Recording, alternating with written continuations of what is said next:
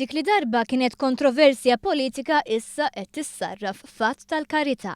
Hekk irrimarka l-Prim Ministru Joseph Muscat huwa joffri donazzjoni ta' 35,000 euro lill-President ta' Malta Marie-Louise Colero Preka bris il-Malta Community Chest Fund.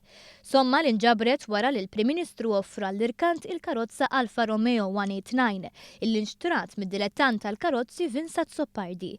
Karozza li nbieħed b'valur fermola minn dak tas-suq.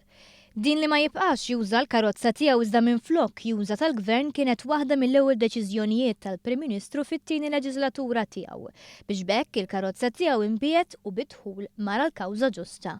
Din il-karozza ntużat mill-Prim Ministru meta laħaq mexxej tal-Partit Laburista lura fl-2008 u baqgħet tintuża bħala l-karozza uffiċjali tiegħu tul l-aħħar leġislatura. Il-karozza kienet irkantata bil-pjanċi oriġinali tagħha li fihom litri EMS, l-ewwel littra ta' isem il-mara u ta' tfal tal-istess Prim Ministru Joseph Muscat. Il-preżentazzjoni fil-Palazz tal-President saret fil-preżenza tal-membri tal-amministrazzjoni tal-Partit Laburista fid-dawl li din kienet inizjattiva tal-istess partit u ġiet irkantata fil-maratona ġbir ta' fondi tal-Partit Laburista fl-10 ta' Ġunju li għadda.